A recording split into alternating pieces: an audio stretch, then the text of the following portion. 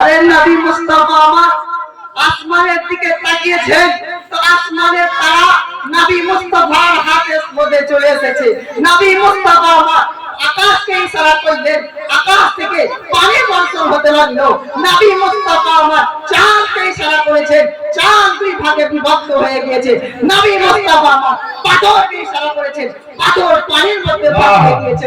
নবী মুস্তাফা আমার গাছকে ইশারা করলেন, গাছ নবী মুস্তাফার কাছে সালাম করছে। জোরে বলুন সুবহানাল্লাহ। সুবহানাল্লাহ। মিসকাত শরীফের হাদিস 541 পৃষ্ঠা, হাদিস নাম্বার 8, পৃষ্ঠা নাম্বার 541, লাইন নাম্বার 6, 7, 8, 9, 10 এর মধ্যে আল্লাহর নবী সাল্লাল্লাহু আলাইহি ওয়াসাল্লাম ঘোষণা করেছেন, আন ইবনে উমর قال كنا مع النبي صلى الله عليه وسلم في سفر فأقبل عربي فلما دها قال له رسول الله صلى الله تعالى عليه وسلم تشهد أن لا إله إلا الله وأشهد أن محمدا عبده ورسوله قال ومن يشهد ولا ما تقول قال هذه سلامة فدعاها رسول الله صلى الله عليه وسلم।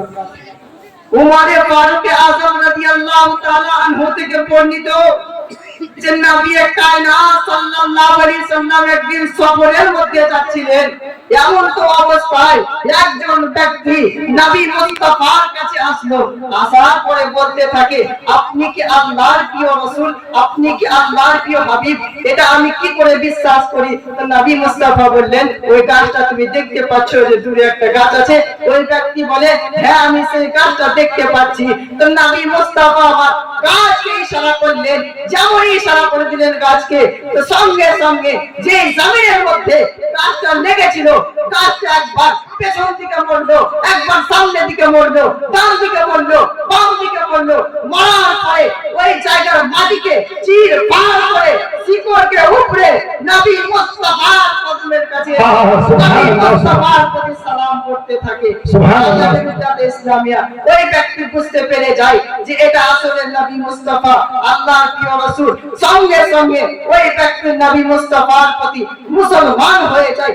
এটাই নয়, আবার চলুন মিসকাত শরীফের হাদিস 541, এটাও পৃষ্ঠা, হাদিস নাম্বার 9, এটা আসলেন এটা 9, আবার এটা মুসলিম শরীফে আছে। ব্রাদারানে মিল্লাতে ইসলামিয়া হযরত ইবনে আব্বাস রাদিয়াল্লাহু তাআলা আনহু থেকে বর্ণিত যে নবী কায়নাত সাল্লাল্লাহু আলাইহি সাল্লামের কাছে একজন ব্যক্তি আসার পরে বলতে থাকে, ইয়া আপনি কি আল্লাহর প্রিয় রাসূল, আপনি কি আল্লাহর প্রিয় হাবিব, আল্লাহ কি এক। তখন নবী মুস্তাফা বলছেন, হ্যাঁ আমি আল্লাহর প্রিয় রাসূল, আমি আল্লাহ এক আর আমি আল্লাহর প্রিয় রাসূল। ওই ব্যক্তি বলে, আমি কি করে বিশ্বাস করতে পারি তুমি আল্লাহর প্রিয় রাসূল। তো নবী মুস্তাফা বলছে, তুমি কি ওই খেজুর গাছটা দেখতে পাচ্ছ। ওই ব্যক্তি বলে, হ্যাঁ আমি সেই খেজুর গাছটা দেখতে পাচ্ছি। তখন নবী মুস্তাফা আমার খেজুরের গাছের একটা ডালকে ইশারা করলেন, সঙ্গে সঙ্গে খেজুরের ডাল নবী মুস্তাফার কাছে এসে নবী মুস্তাফার প্রতি সালাম করতে আছে।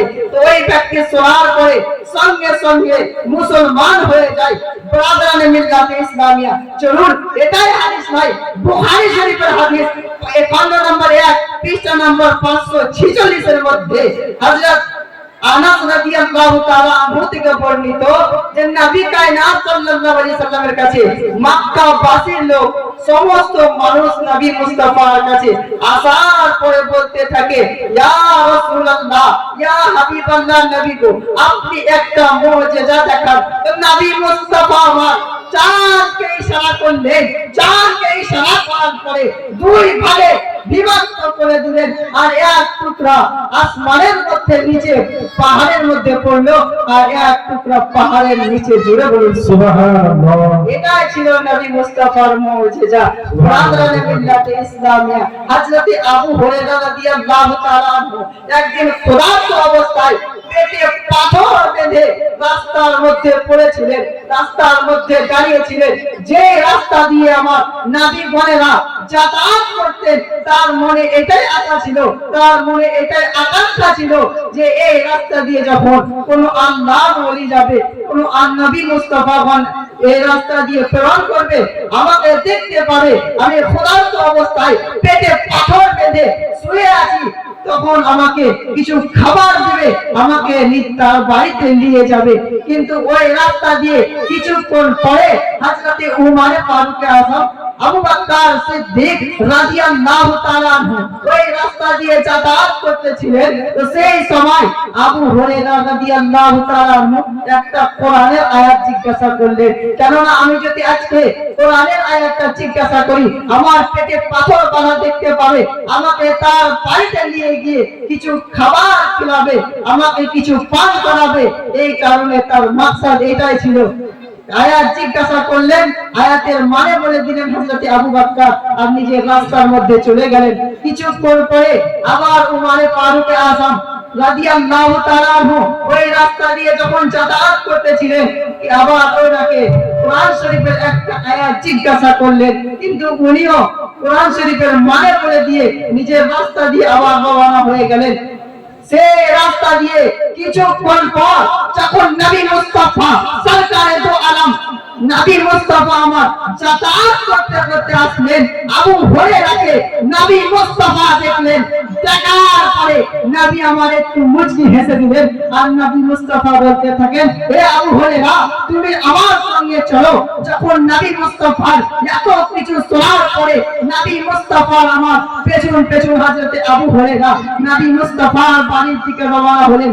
নবী মুস্তাফা যখন বাড়ির মধ্যে প্রবেশ করলেন, তো হযরত আবু হুরায়রা বলতে থাকে, ইয়া রাসূলুল্লাহ, ইয়া হাবিবাল্লাহ, আমি কি আপনার বাড়িতে প্রবেশ করতে পারি? তো নবী মুস্তাফা বললেন, এ আবু হুরায়রা, তুমি আমার বাড়িতে প্রবেশ করো। তো নবী মুস্তাফা আমার একটা গ্লাসের মধ্যে কিছুখানি দুধ নিয়ে এসে আবু হুরায়রা রাদিয়াল্লাহু তাআলা আনহুকে দিল, আর বলতে থাকে, ও আমার সাহাবায়ে, তুমি যে রকম ভাবে আজকে ক্ষুধার্ত অবস্থায় আছো, আমার অন্যান্য সাহাবায়ে কেরামরা ক্ষুধার্ত অবস্থায় আছে, যাও তোমরা অমুক জায়গায় চলে যাও, আমার সাহাবায়ে কেরামরা সকলে বসে আছে, তোমার মতো পেটে পাথর বেঁধে সকল সাহাবায়ে কেরামকে ডেকে নিয়ে আসো।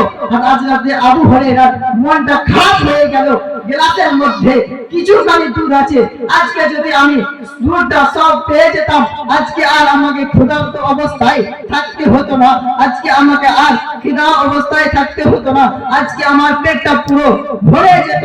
ব্রাদারান মিল্লাতে ইসলামিয়া আবু হুরায়রা চিন্তায় চিন্তিত, নবী মুস্তাফা বলে দিয়েছে আমাকে যেতে হবে। সকল সাহাবায়ে কেরামের কাছে গিয়ে এলান করে দিল, এ তোমরা শুনো, সকল সাহাবায়ে কেরাম নবী মুস্তাফা ডাকতেছে। যখন সাহাবায়ে কেরামরা এই কথাটা শুনতে পেল, সকল সাহাবায়ে কেরাম নবী মুস্তাফার কাছে চলে আসলো। আসার পরে নবী মুস্তাফা আমার বলতে থাকে যে তোমরা আমার সাহাবা এক লাইন ধরে কাতারের মতন বসে যাও। আর সকল সাহাবায়ে কেরাম কাতারের মতন বসে পড়লেন। পড়ার পরে নবী মুস্তাফা আমার বলেন যে আজকে সকলকে দুধ পান করাবেন হযরত আবু হুরায়রা। তো নবী মুস্তাফা আমার হযরত আবু হুরায়রা রাদিয়াল্লাহু তাআলা আনহুকে বললেন, ও আমার সাহাবা, তুমি সকল সাহাবায়ে কেরামকে দুধ পান করিয়ে দাও। সকল সাহাবায়ে কেরামকে যখন হযরত আবু হুরায়রা রাদিয়াল্লাহু তাআলা আনহু দুধ পান করিয়ে দিলেন, সকল সাহাবায়ে কেরাম দুধ পান করার পরে যতটুকু গ্লাসের মধ্যে দুধ ছিল, ওই টুকায় আবার ওই রকম ভাবে দুধটা আছে। নবী মুস্তাফা আমার আবু হুরায়রাকে দেখে মুচকি হেসে দিলেন, হাসার পরে বলতে থাকে, এ আবু হুরায়রা, তুমি এবার দুধ পান করতে লাগো। হযরত আবু হুরায়রা যখন বিসমিল্লাহির রহমানির রহিম বলে দুধ পান করতে থাকে, এত পান করেছে তার পেটটা পুরো ভরে গিয়েছে। নবী মুস্তাফা বলছেন, ও আমার আবু হুরায়রা, তুমি আরো দুধ পান করো। বলে, ইয়া রাসূলুল্লাহ, আমি আর দুধ পান করতে পারবো না। তখন আবার নবী মুস্তাফা বলছেন, না আমার সাহাবা, তুমি আরো দুধ পান করো। তখন বুঝতে পারা যায় ব্রাদারান মিল্লাত ইসলামিয়া এই গান থেকে বুঝতে পারা যায় যে নবী মুস্তাফার কত মুজিজা দেখুন, যে একটুখানি দুধের মধ্যে সকল সাহাবায়ে কেরাম খাওয়ার পরে আবার দুধ আবার ওই রকম ভাবে বেঁচে যায়, আবার নবী মুস্তাফা লাস্টের বেলায় আবার পান করে নেয়। সুবহানাল্লাহ সুবহানাল্লাহ। এই বলে আমার বক্তব্য এটি বলা ভাষার মধ্যে হয়ে থাকে ভুল ত্রুটি। আপনাদের কাছে পবিত্র কালামুল্লাহ শরীফ থেকে আয়াতে পাঠ করেছিলাম, ওয়ামা আতাকুমুর রাসূলু ফাখুযুহু ওয়ামা নাহাকুম আনহু ফান্তাহু। এর আয়াতের প্রতি যেন আমরা সকলে বিশ্বাস রাখতে পারি, এর আয়াতের প্রতি যেন আমরা সকলে ঈমান নিয়ে আসতে পারি। দুনিয়া থেকে বিদায় নেওয়ার আগে যেন নবী মুস্তাফার প্রতি কালমা পড়ে ইন্তেকাল হতে পারে। এই বলে আমার বক্তব্য এটি বলা ভাষার মধ্যে ভুল ত্রুটি আপনাদের কাছে ক্ষমা প্রার্থী। আস্তাগফিরুল্লাহ রাব্বি মিন কুল্লি যামবি ওয়া আতুবু ইলাইহি ওয়া লা হাওলা ওয়া লা কুওয়াতা ইল্লা বিল্লাহ। আসসালামু আলাইকুম।